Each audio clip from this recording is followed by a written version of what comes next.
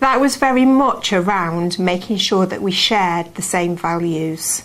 And again, it comes back to moral purpose. We wanted the very, very best, not just for our children in our schools, but for the children in the city of Stoke-on-Trent. And that was quite clear from the beginning.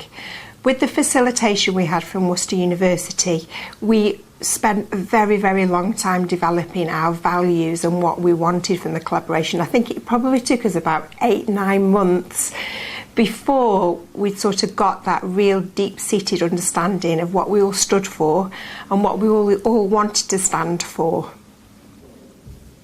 I think believing in the value of school-to-school collaboration as a serious vehicle for improving learning in schools. So we all had to believe in the value of it, and once we had started building relationships, we had to then grow the relationship.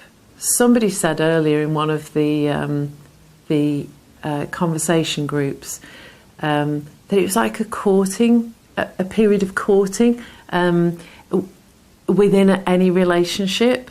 And it was sort of like that. You're finding out more about each other. You're spending more time with each other. You're planning nice events together. So before this formal collaboration, we were doing things like bringing our schools together and visiting each other's schools and sending children to each other's schools, etc.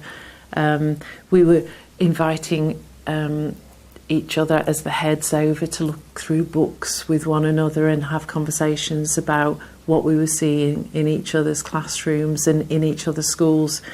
So the groundwork really had already begun, I think.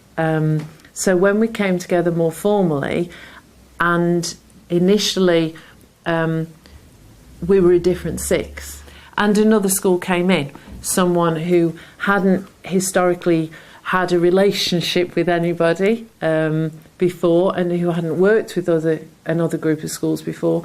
So it was like a changing dynamic, I suppose, that we had to redefine for ourselves and grow together. So we had to invest a lot of time in building that relationship to get to a point where you would feel, really easy about laying bare your soul, really, and all the things that were not just positive and great about your school, because we had lots of those to share, but really what the issues were, what the obstacles were, what the challenges were, and being really honest. You had to have real trusting relationships to be able to do that, to begin to really collaborate. And I think we've got a way to go. I certainly think that we are much, much further forward than we were 2 years ago, without a shadow of a doubt. But we have all had to take it seriously, and we have had to commit the time to meet, the time to do the reading outside of the meetings, the time to discuss things outside of, as well as inside the meetings that we have. And make sure that events are timetabled and secured in diaries.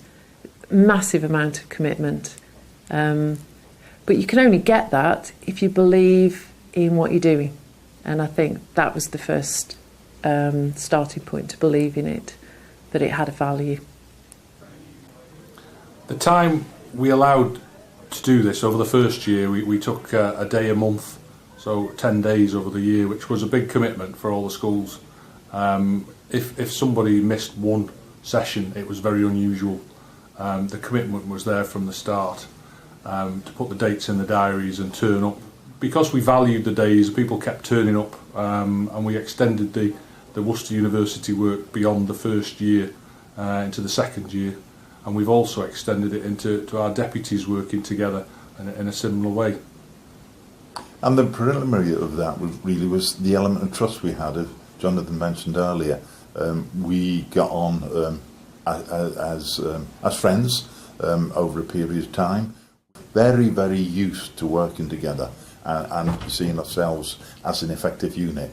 and Worcester and the Trust have just built on that history and extended it, as Jonathan says, to the deputies, to subject network that we're developing, and building on the peer-to-peer support.